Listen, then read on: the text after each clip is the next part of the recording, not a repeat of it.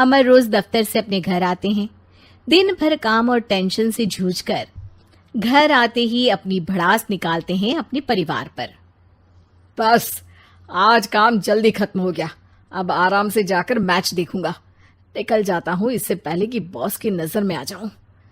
ला ला ला ला ला ला ला ला ला। अमर, कल जो report file करनी है उसमें लास्ट मिनट चेंजेस आए हैं, आज जाने से पहले अपडेट कर देना। सर आज जल्दी जाना जरूरी है, बेटे को स्कूल के जरूरी सामान खरीदने ले जाना है ना। अब जब तक तुम पहुंचोगे मार्केट तो बंद हो गया होगा। सर इसलिए जल्दी जाना होगा। एक काम करो, कल जल्दी चले जाना। अमर बेबस होकर बॉस का ऑर्डर मानकर फिर काम में लग जाते हैं। किसी तरह मन मार कर काम खत्म करते हैं और चिड़चिड़े मन से घर पहुंचते हैं। निशा जल्दी से खाना लगा दो, इंडिया की बैटिंग खत्म होने वाली है। बॉस ने लेट करवा दिया। अरे इतनी देर से आए हो, थोड़ी देर बात तो कर लो। अरे सुनो, हटो यहाँ से, पापा को टीवी देखने दो। पता है ऑफिस में कितना काम रहता है, कितना काम करके आया हूँ मैं। तो मैं भी तो ट्यूशन जाकर आया हूँ। अब हाँ जाओ, जाके फिर होमवर्क कर लो, कल स्कूल भी जाना है ना। तो मैं उठ जाऊंगा, लेट नहीं करूंगा, अभी मेरा शो चल रहा है, मुझे देखना है। अरे समझ नहीं आ रही बात, एक बार में एक थप्पड़ दे के समझाओ क्या। रिमोट दे और सोने जा।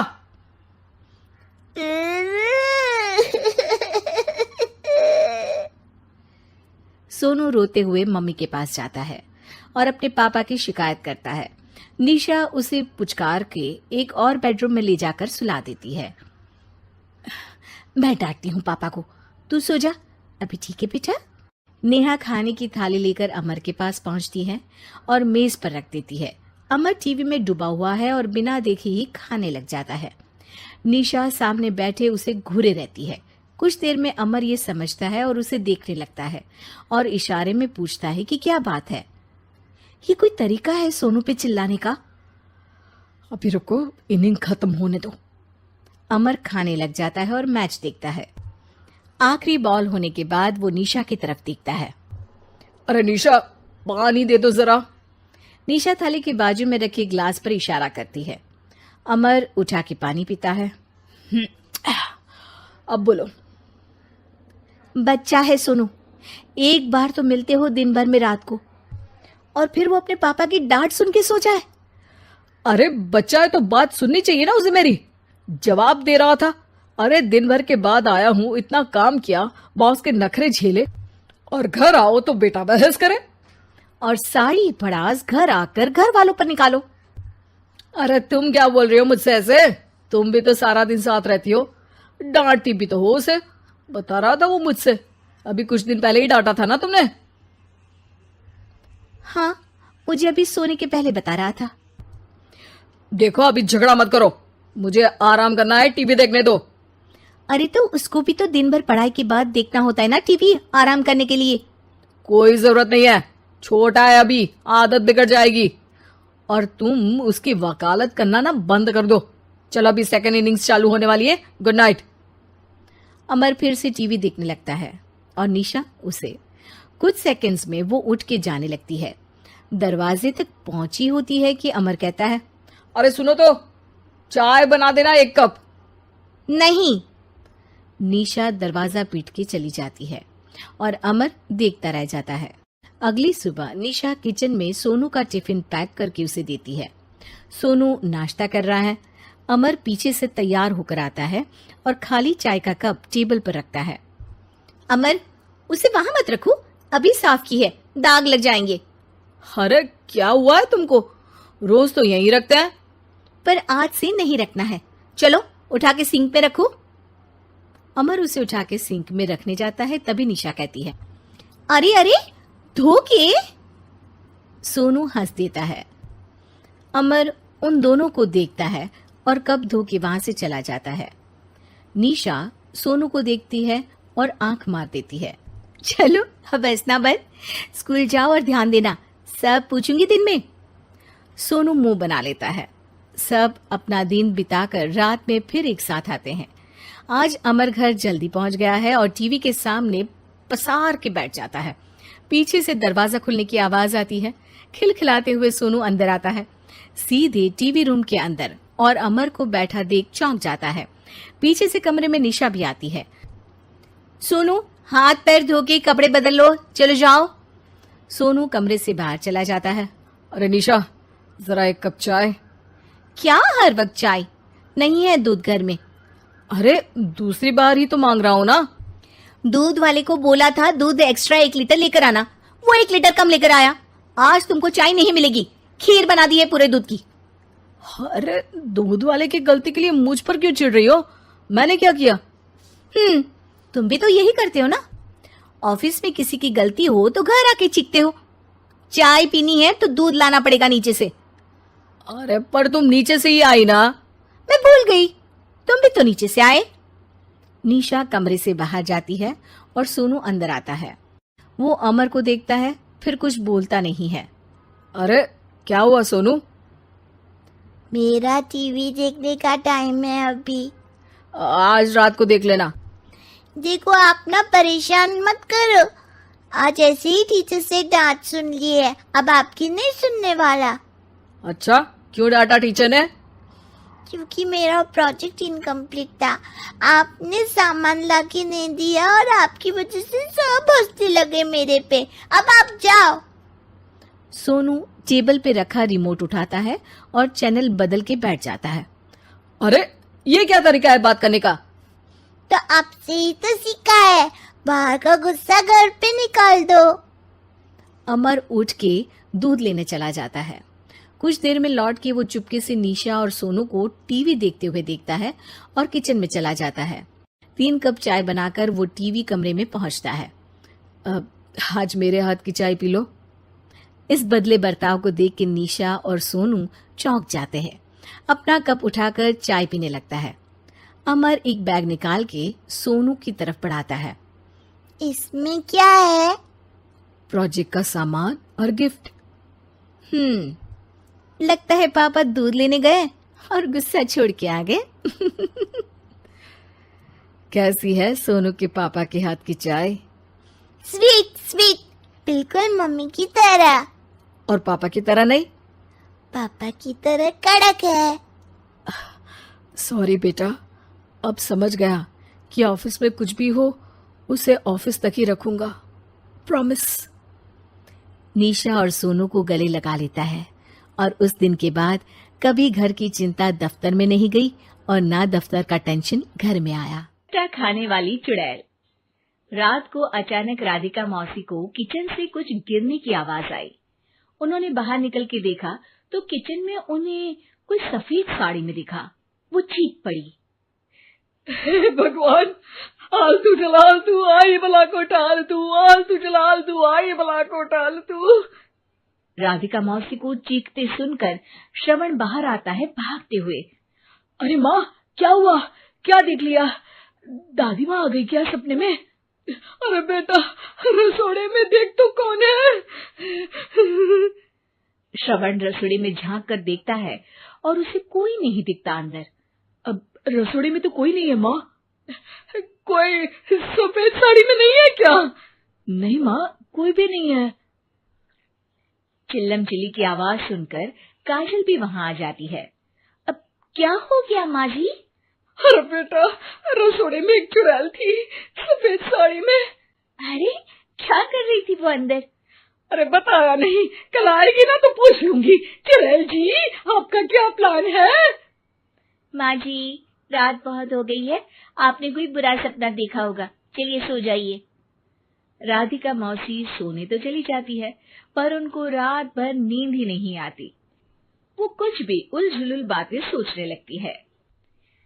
कहीं चुड़ैल की वजह से तो घर में टेंशन नहीं हो रहा, कहीं उसी की वजह से तो वो दादी नहीं बन पा रही। सुबह जब राधिका मौसी रसोड़े में छानबीन करती है तो पाती है कि नींबू का अचार गायब है। चुड़ैल नींबू का अचार ले गई, मुझे तो ठीक नहीं लग रहा कुछ। चुड़ैल को भी पता है कि जिंदगी का असली मजा तो खट्टे में ही है। राधिका मौसी झट से श्रवण को फोन कर देती है। बेटा, मुझे समस्या समझ में आ गई है। हमें एक तांत्रिक की जरूरत है। अरे क्या बोल रही हो माँ, तांत्रिक की क्या जरूरत है? आप पूजा पाठ तो कर ही रही हो ना। आलतू जलालतू मंत्र सारे फालतू जैसे कुछ मंत्र पढ़ो, चली जाएगी अपने आप चुड़ैल।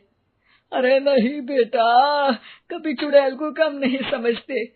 अरे तुझे पता भी नहीं चलेगा कि कभी वो छल करके काजल की जगह घर की बहू खुद बन जाएगी। क्या माँ, कुछ भी बोल रही हो? कहाँ काजल और कहाँ चुड़ैल। वैसे एक बात बताओ, काजल को अगर गाने के लिए बोल देना तो चुड़ैल काजल की आवाज सुनकर घर तो क्या, धरती लोग छोड़कर चली जाएगी। तुम ना पढ़े लिखे बच्चे हर चीज को मजाक समझते हो। तुम रहने दो, मैं खुद ही तांत्रिक को बुला लेती हूँ। अच्छा सुन, शाम को इमली लेके आना। क्या है कि चटनी खाए बहुत दिन हो गए है ना। नहीं माँ, इमली तांत्रिक से ही मंगवा लो ना, आटा वगैरह भी उसी से पिसवा लेना। देखो मुझे काम करना है। श्रवण रात को कई तरह की सब्जियों के साथ माँ के कहने पे चटनी के लिए इमली भी ले आया था, लेकिन राधिका मौसी के दिमाग में अलग ही फिल्म चल रही थी।